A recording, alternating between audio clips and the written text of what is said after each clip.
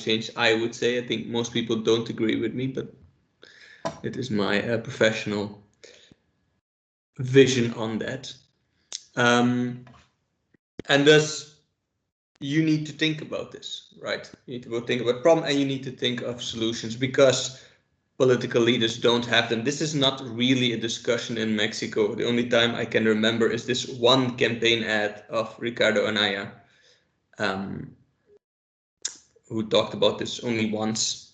Also, most panistas forgot this even happened. And besides that, it's not really a topic. In US, there's only one candidate, Andrew Yang, who talked about this, and he lost miserably. So you are the one that I have my hopes on. Now, I can help you a little bit in your thought process and how we're going to survive this, because I have been paid this in the past years.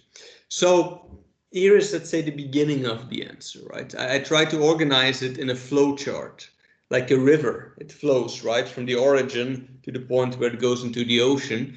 Just like here, you have at the beginning of the river, you can try to avoid the problem. And then by the end of the river, we cannot avoid anymore. It's more about surviving the problem. And so you get different options, different responses politics could have. And response number 0 or 1 here would be simply doing nothing. This is the neoliberal answer. And then you have the ones that actually try to do something.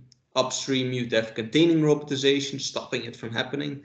Then we have other things like increasing resilience of the workforce, decreasing pressure on the labor market, and finally, just surviving, compensating for the unemployment that we have. And I'm going to go through all of these next. So we start with what I would call the neoliberal approach, or the fate in the invisible hands, right? The first approach basically is doing nothing. It's thinking that this problem either won't happen or that the problem is going to solve itself. And so the attitude is to just have faith in technology, right? And to be positive, get up early, go to the gym, and everything's going to be all right. Yeah, it's the don't worry about it attitude here. Now, why would you not worry about it? Well, because as a neoliberal, you would have some kind of theological belief in the market, right? The idea that the market is some kind of metaphysical property, that it always balances everything, and thus it might lead to a problem, but it will then again solve that problem, right? Technology is a solution to its own problems. We should just have more robots, and then at one point they will somehow, somewhere, solve the problem of robots, because we'll have more of them. Because that's always the answer in this logic, right? Anything that capitalism does wrong can be solved by more capitalism. Now, why would anybody think this? Well, on its face value, it's a paradox, right? We're going to solve technology with more technology. How does that work? Well, they have some arguments, and I know this debate very well. One of them, the main one, is that they will say, look, this fourth industrial revolution is nothing new. These robots are not new. People have been saying this for a while, that jobs would disappear, and they didn't, right? People also were scared of that when they replaced the carriage with the car in the second industrial revolution, and the world somehow survived this, right? The world didn't end in mass unemployment. Okay, part of it turned communist, but besides that, right, capitalism didn't end there. So in the future, we shouldn't be scared of this either. It's a very common argument. Another one is that, yes, people lose their jobs, our robots will replace them, but the companies are going to keep them, and they're going to use them for other activities, and thus there will be more productivity, more profit, and things will be better for everyone, right? And a variant of this is actually the oldest argument. This goes back all the way to David Ricardo, who I have on one of my previous slides, is the idea that because of machines, we will have more productivity. And because we have more productivity, we'll have more income. And because of more income, right, people have more money, there will be more demand. So there'll be more money, people are going to go to the strip club, they will make it rain, and, you can catch money there, and, things will be all right, right? There'll just be more money for the rich, and then they will spend that on your services, and therefore we will still have jobs.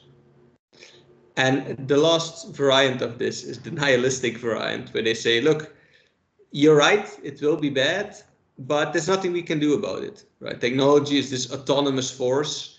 It just kind of happens outside of society, and you cannot stop it. So you better hope for the best, right? Let's just be optimistic about this, and hope we can swim by the time the ship crashes.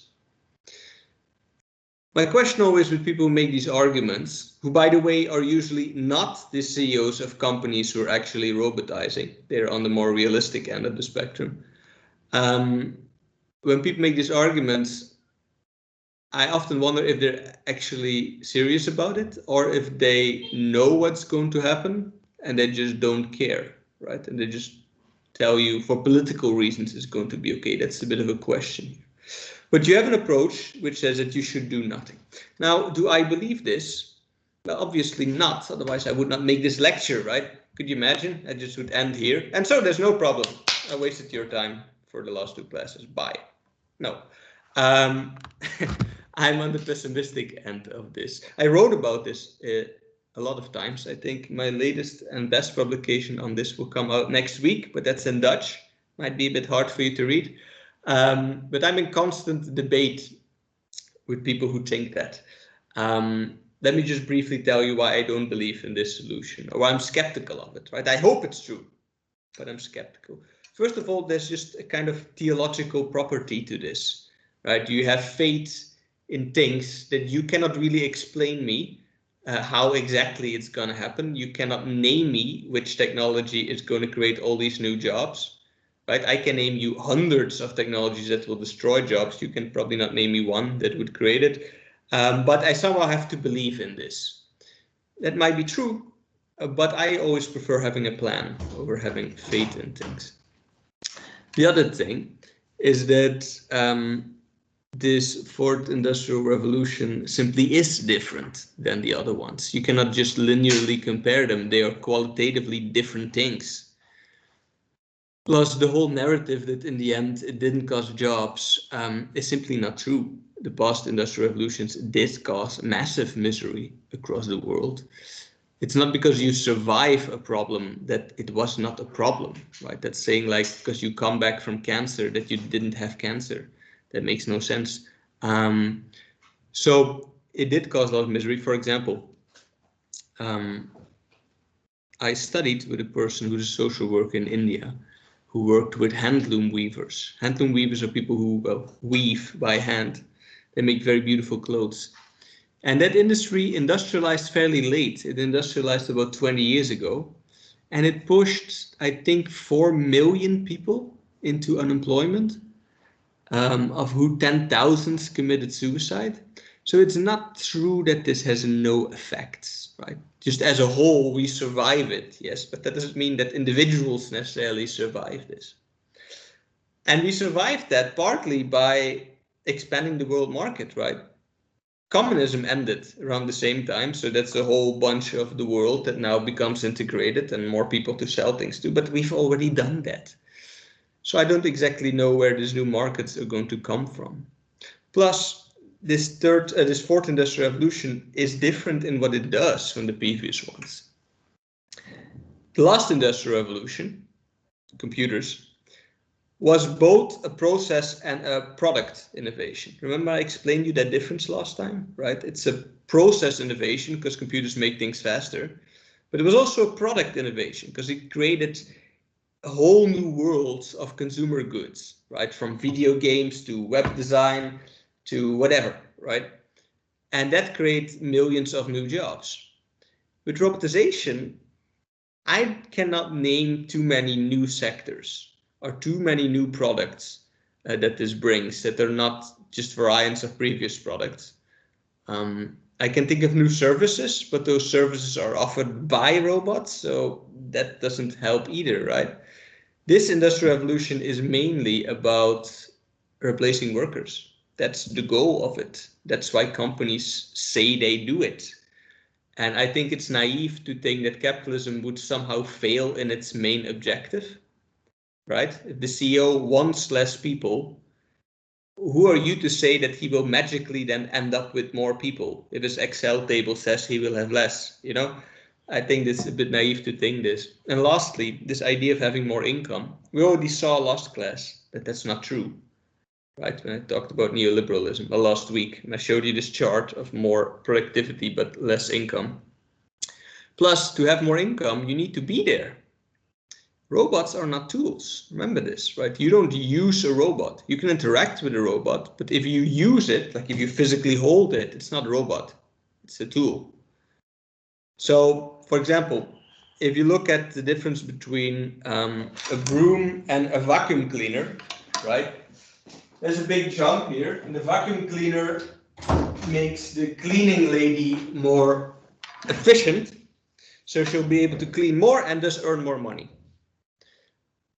But if you jump from a vacuum cleaner to a cleaning robot, right? The cleaning robot does not make the cleaning lady more efficient. It replaces the cleaning lady. So there's nobody to earn this extra income. Same with, for example, a taxi driver, right? Yeah, the car replaced the carriage with horses, and therefore it's more efficient, and thus you can make more money.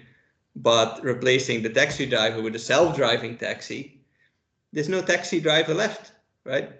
And that doesn't scale up either. Like if you replace 100 of them, you still have 0 taxi drivers. So I'm more pessimistic on this. Plus, people always say that there's always jobs that people can do, which is true, but it's a bit besides the point economically speaking, right? We saw that about half the jobs are replaceable. Okay. You cannot have a society with 50% unemployment. That is not workable, right? Once you go over 25%, things kind of just the roof starts falling down. So that's a big risk too. But anyway, I'm not going to dwell on this. So that's the neoliberal solution, doing nothing. Let's say we do want to do something. Let's say you understand what I'm saying. What can we do? Well, 4 layers. First one is containing robotization, stopping it, not having robotization, stopping people from being replaced by robots in the first place. To appreciate this solution, we must first talk a bit about technology and how it evolves. As I told you, I studied science and technology studies in my master. And one of the main things we learned there is that technology is socially constructed. Technology is what it is because we wanted it to be like that, because forces in society shaped it to be like that. We have the idea that technology is this autonomous force. It just happens, right?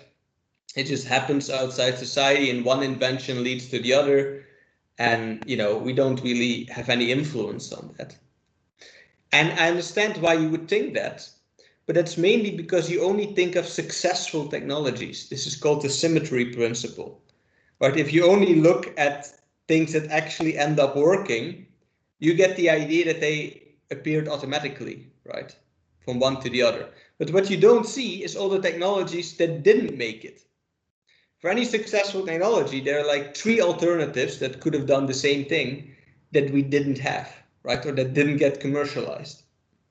So technology does not lead from one to the other. There's a lot of choices in between these jumps, and there's a lot of unsuccessful technologies that happen too.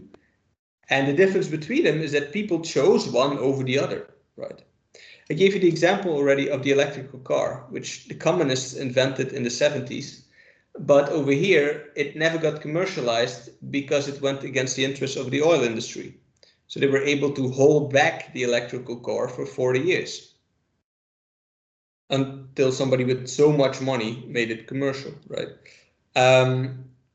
There's many examples of it. Think of some technologies that are really groundbreaking, right? Think of, for example, genetically modified organisms.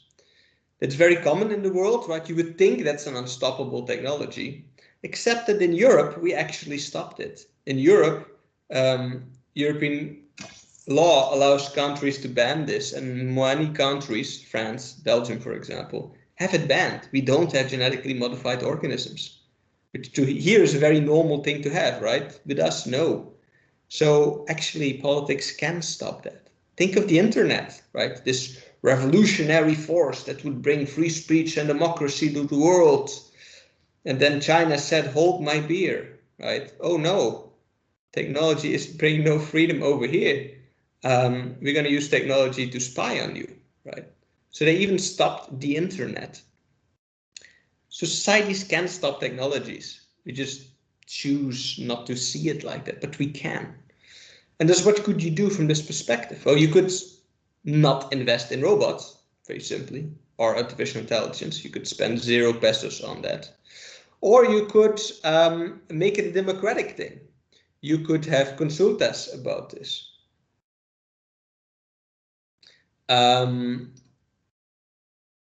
You could ask, for example, should self-driving cars be allowed or not? That could be perfectly a question on the ballot next summer when you have elections, right? First you have to answer, shall we judge the ex-presidents? And then should there be self-driving cars?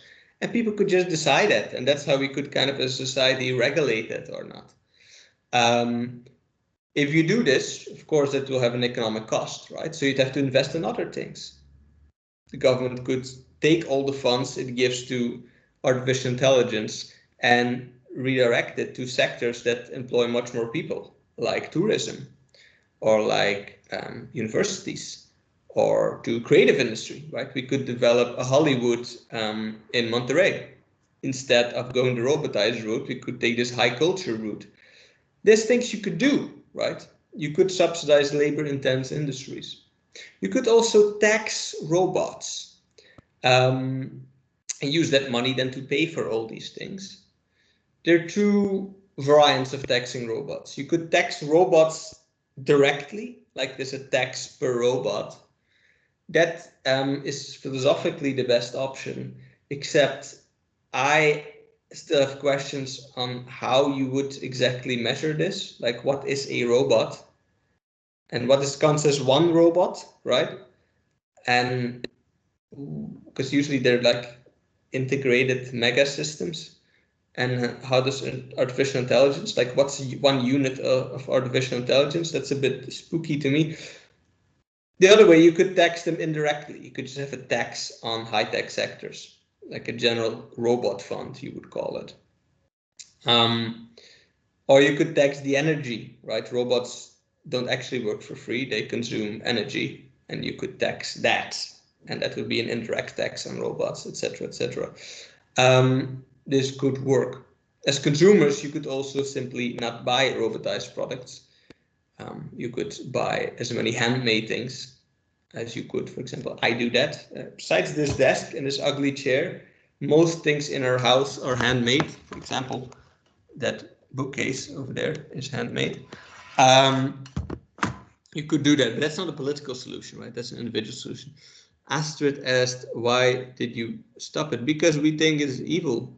We think genetically modified organisms are bad, less healthy, and they infect other plants because they come with all kind of copyright consequences. We believe that you should, if you have a seed, it belongs to you, not to the person who designed it, right? We believe that you know, God designed these seeds, not Monsanto. So Europe doesn't like this, no. But that's a whole separate discussion. My point is that you can stop genetically modified organisms and robots. But usually people are trying not to hear what I just said, right? When I start talking about containing robotization, people start rolling their eyes, they start checking their phone because they don't want to hear this. They want robots, right? Too bad, because that is the real solution. But let's say you don't want to hear me, which so far nobody ever did. What else can I offer you? Well, if you're going to have robots anyway, maybe we can try to stop them from replacing people, right? Although that's what they explicitly aim to do, but we can try to make it so that this doesn't affect people in a way. So you would try to decrease the effects of robotization by making the workers more resilient, by making them stronger. The most mainstream answer to this is to invest in retraining, is the educational route, right? You would look at which are high-risk sectors, and you would try to retrain the people in there to having jobs in lower risk sectors.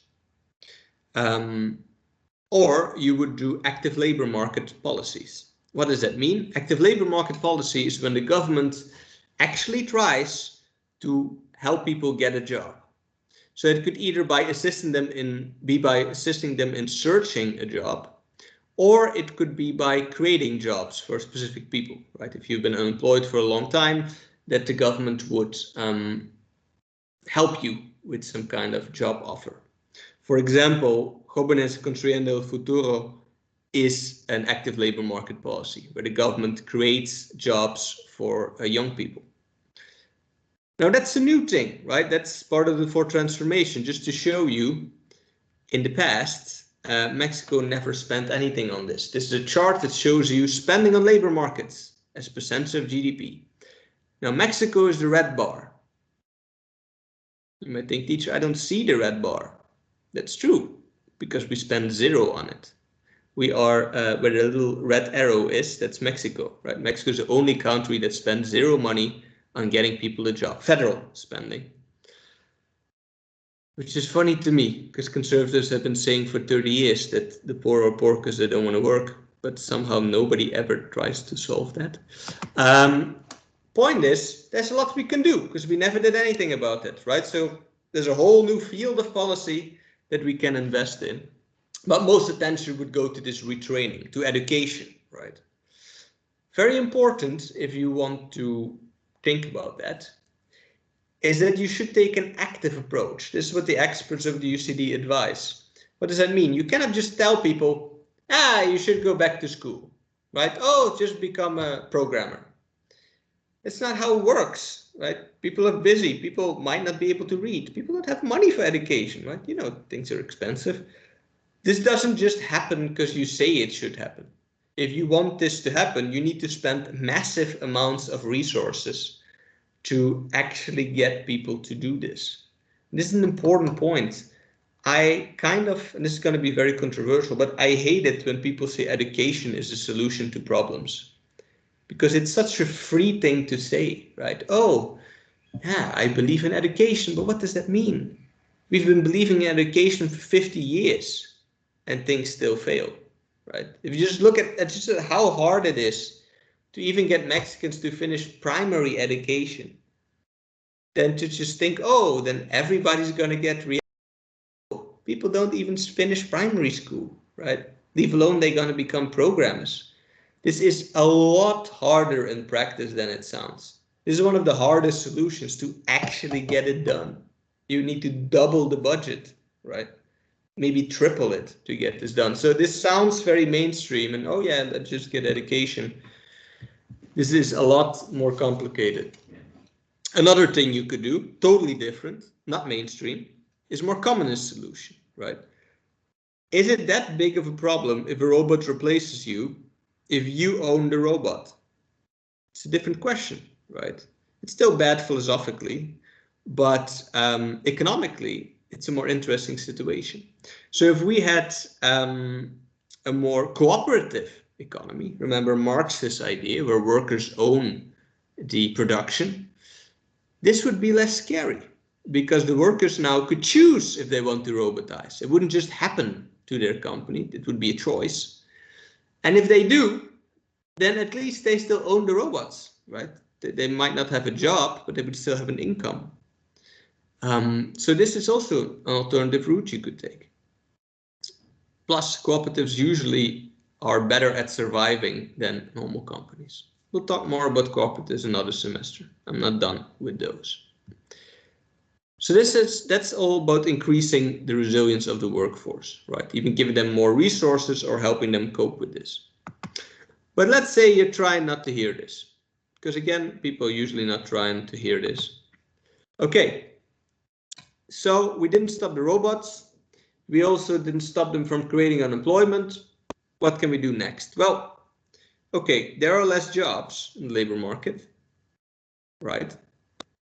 What if we can not just decrease the number of jobs, but we can also decrease the number of people in that labor market? So yeah, there'll be less jobs, but there also will be less people, right? Because there's a difference between unemployment and not working. Unemployment is when you're trying to work, but are not working, right? Children are not unemployed. They're just not part of the active population. So maybe we could try to change the labor market in that there is more space for people in it, even if there are less jobs. It's a different way of thinking, right? How could you do that? Well, you could do it in a fascist way by killing people, but I'm not proposing that. You could better do it with some smart interventions, right? A bit more socialist way of thinking about it.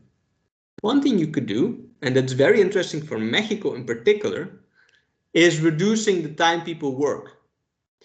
If people work hours, maybe part of that job could be shared with another person, right? And that's especially true for us because we work the most in the world. Remember, Mexicans work 8,000 hours per year more than Germans.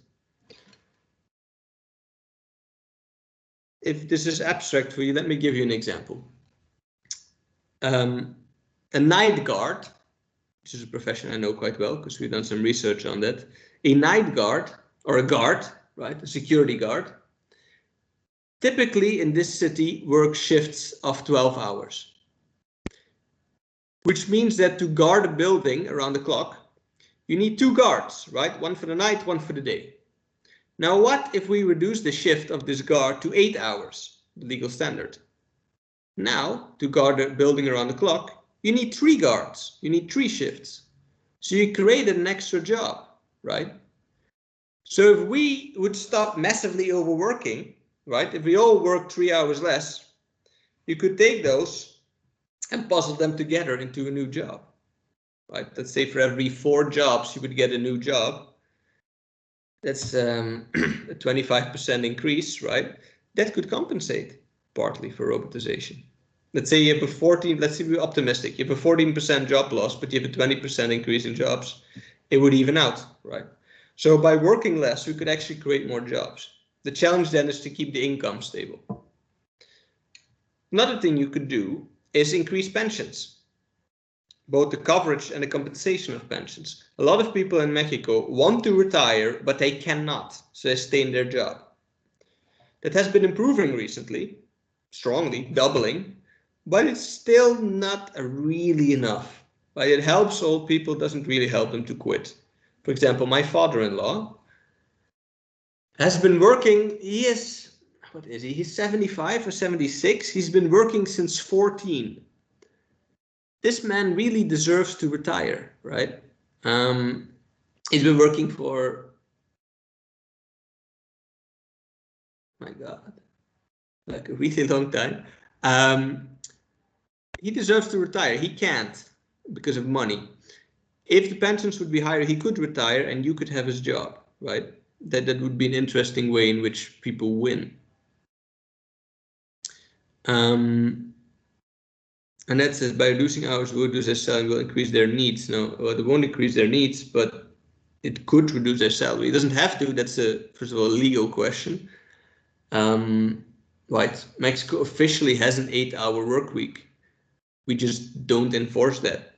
You could enforce it, or you could use other mechanisms that financially compensate people. And we're going to get to them later, things like basic income, etc. So anyway, if you'd raise the pension, less people would work till they die, and therefore younger people could have their jobs. Younger people who are better at competing with robots, right? Another more feminist alternative to this is a minor one, but I want to mention it, is you could increase maternity leave and you could extend it to men too, so they would have paternity leave. As I told you, in Mexico, women get 3 months and men get a week. In Sweden, women get a year and men get, at the minimum, they're forced to have this, half a year of paternity leave. Let me repeat that. Up to a year with a minimum of half a year paid paternity leave if you have children. That would mean I'm going to have a child next semester, that I would just not teach all next semester. That means that a graduate could teach my course and have a job from that, right? So that would free up jobs too, for especially internships for people. So These are all options where you would have less people needing a job that would be good. What did you say, Ms. Miranda? They already reformed it. I'm basing myself on what my Swedish students told me 1 year ago. Yes, I was talking about that here in Mexico, they already reformed it, so there could be more time for parents as well. So paternity leave. Great. Good. My man AMLO coming true for me. I'm happy about that. All right. But let's say you again don't want to hear any of this, and typically politicians don't want to hear any of this. And I talk to them, right? What's the last thing you could do, right? Let's say we're just not trying to stop robots, we're not trying to protect people, we're not trying to save jobs. Well, the last thing we can do is helping people survive, right? If you're not going to protect me from unemployment, you could at least maybe compensate me for it, right? If we're not going to stop any of this, we could try to redistribute the outcomes. We could take some of the profit from the people who are winning big from this and use it to keep the people who lost from this alive. So this compensation logic, which is the one that politicians are most likely to listen to, typically comes in two big ideas. There's two big options here. One is universal basic income and the other one is unemployment insurance. I've written big reports about both that you could read if you're interested. They're about 70 pages each. So let me talk about this real quick. The first option, the one that you hear most internationally, is universal basic income. What is that? Universal basic income is a policy in which everybody, literally everybody, gets a fixed amount of money each month forever. So everybody, that means you, your mother, Carlos Slim, the rector, and Carlos Salinas de Gortari, all will get the same money each month forever, right? The idea is that that helps to keep you alive, right? And thus, if we have a future where there's no more work, that people would somehow survive.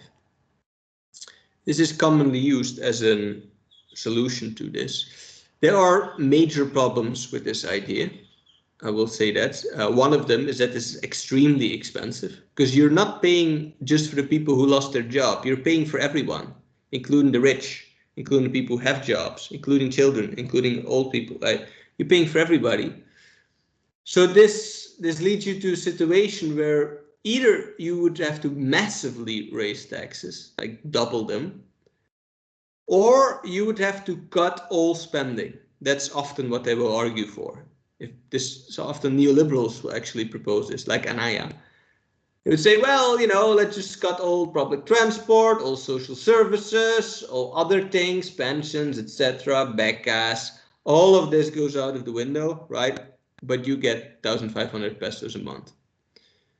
Okay, I personally am not in favor of that, but you could do that. And the question is, but how high is it going to be, right? You could also make universal basic income very low. For example, what the PAN proposed, most panistas forgot that the PAN did this, but the PAN proposed to give everybody money forever, last elections, was 1,500 pesos. However, the math on their calculation actually led to 500 pesos, if you would calculate it. So 500 pesos a month might keep you physically alive, but you will live in absolute poverty, right? This is better than nothing. I personally am not a fan of universal basic income for the reasons I just explained to you, but it could be. It is an option that people talk about a lot, and you could have it at different levels and it would have different costs, right? I can see a very low one working, like 300 or 400 pesos, to, for example, compensate for work time reduction. Those could go together well. Then you have another option, which is the very standard response, the welfare state response, the old school socialist one, where you are going to help people that lost their jobs because of robots, right? So that would be unemployment insurance. You work, you earn insurance through working, Social Security, and when you lose your job, you get money each month for a limited amount of time, not forever, but let's say for a year or something, until you find another job. That can help people switch between jobs, maybe take some education in between or some retraining, while keeping them out of poverty. The advantage of this is that this will be cheaper because you're only helping unemployed people, you're not helping everyone. And it's not forever. So this is a more realistic proposal, but it is less permanent, right? UBI, Universal Basic Income, is forever. This is not. That's the kind of, well, both of these things are there to win time, right? They're not solutions because you're not stopping the problem, but you're temporarily keeping people out of poverty or alive, in the UBI case, in poverty but alive, until you found the real solution, right? So these are some of the things we could do. My proposal is to do all of them. I believe in a mixture of those. I don't believe we can just solve it by keeping people alive. I think you should try to both prevent it. You should try to help people avoid it. You should make us less dependent on labor, and you should try to compensate people. I'm currently trying to push the last plan, which is the least ambitious, but on a state level, Nivleon level, the most realistic. That's what I want of the next governor, and will try to whisper in their ear. So yeah, those are my paths towards avoiding this problem. And I wonder what you think.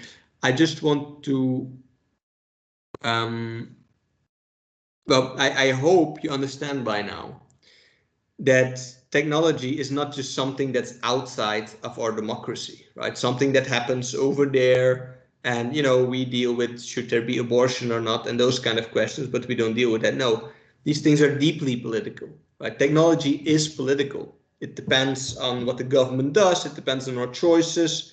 It affects us. We should have some control over it, and such we should discuss it. And I hope you will discuss it, right? I have been thinking about this, but I'm not as brilliant as you are, Ms. Miranda. So I hope that you will come with better solutions than I do. And if you do, right, then we can only hope that we can actually get them. If you remember, at the beginning of the course, I shared a video of a Greek economist who was talking, when we talked about Greek democracy, it's this Greek economist talking about democracy. His name was Yanis Varoufakis. Yanis Varoufakis is the former Minister of Finance of Greece. And his point at the end of that lecture, when he starts also to talk about robots, is that at the end of the day, it will come down to democracy. If there is democracy, people have some kind of emergency brake, right? They could try to vote this away. Or they could try to demand these solutions. If there is no democracy, you would be managed by some kind of a group of experts who would probably choose the robots, right? So I think whatever you choose, you should also include democracy in your plan. And that's it for this lecture. What do you think? Any questions or remarks, your opinion?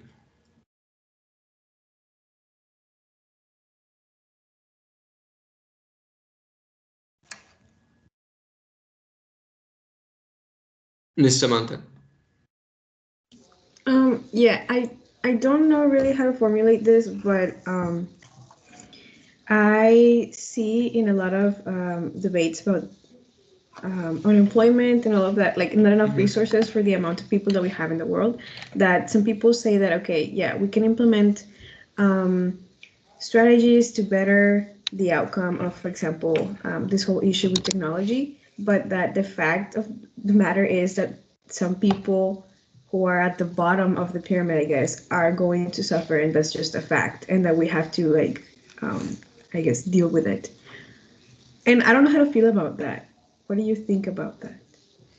I think that the people who say that are probably not near the bottom. And so it's probably very easy for them to say that. I think not. I think humans can solve these problems. There were times where these problems didn't exist. And as a constructivist, I think we do control where things are going. So no, look, people who say there's not enough for anyone, right? This is one of the biggest lies ever. If you look at, okay, let me backtrack a bit. Solving poverty in the world, I'm an expert in poverty reduction, as I've been working on that for 10 years, right? I'm not just making this up, is less hard than you think it is. It is hard for political reasons, but it's not hard for any economical reason. The bottom 50% of the world, right, the poorest 3.5 billion people, own about 3% of the whole world, right? On the other hand, the 1% of the world owns more than half. What that means, I once calculated this, I don't have it right here, but what this basically means is that if the rich people had 1% less money, you could solve all extreme poverty.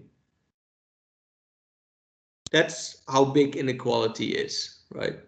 So the idea that there's not enough for everyone is a complete illusion. You could tax the rich 1% more and you could feed the world with that. That's not going to happen. But that's, you know, and doing this practically is very difficult, right? Because there's no world government to do this. But there definitely is enough on Earth for everyone. That's a very big lie that there would not be enough for everyone. So no, I would not accept that point, but that's my vision on it. Great, thank you. I agree. Any other questions or remarks? Or maybe you disagree with me, right? Maybe you're much more hopeful. That's cool. Miss Susanna says.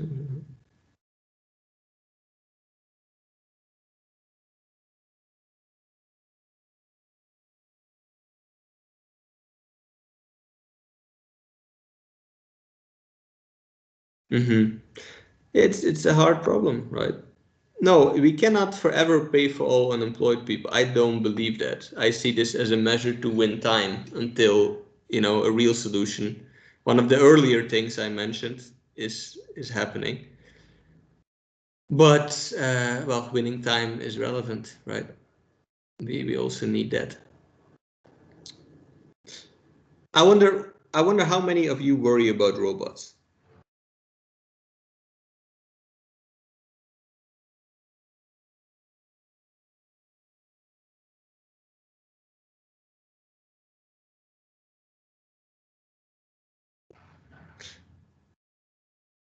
Juno does. That's one.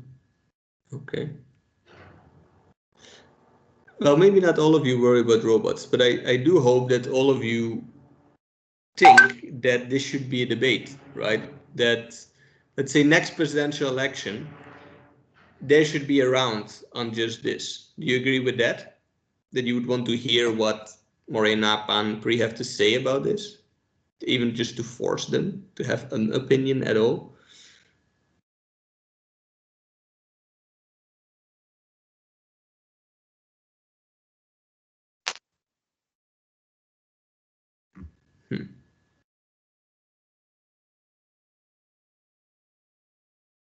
Okay.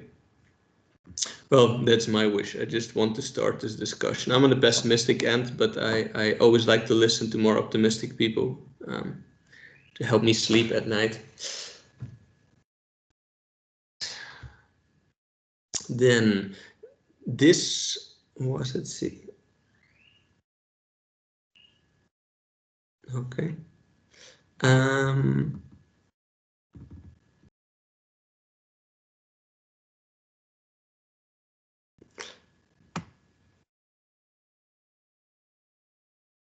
Then this was my last class about problems. There'll be one more class next time, tomorrow. That's the final time we will talk about things, which I will give some kind of philosophical end to this class. So I invite you to that. Because of how the scheduling works, Friday I don't have enough time to do anything serious, so I will let go of that one.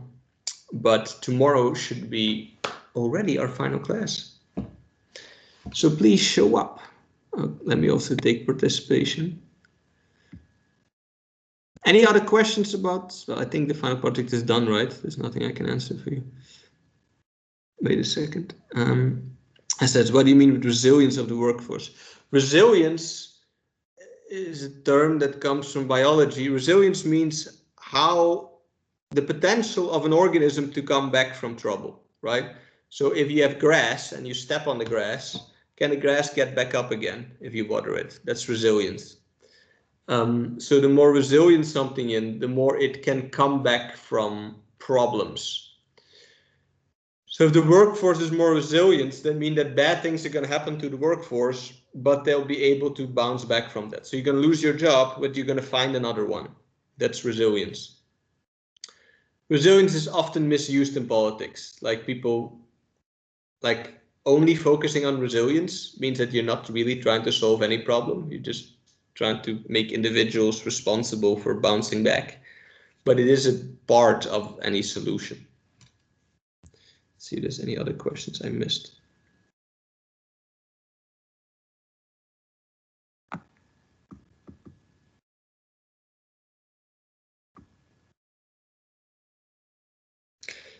What robots?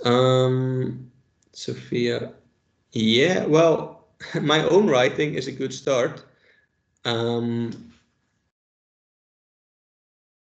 But where is that published? I will comment on this lecture after I close it, Miss Sophia, with some materials. All right?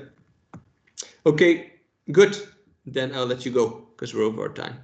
You shouldn't miss your next class. Take care. Bye. Bye, teacher. Thank you very much. Goodbye. Thank you, doctor. Bye. Bye.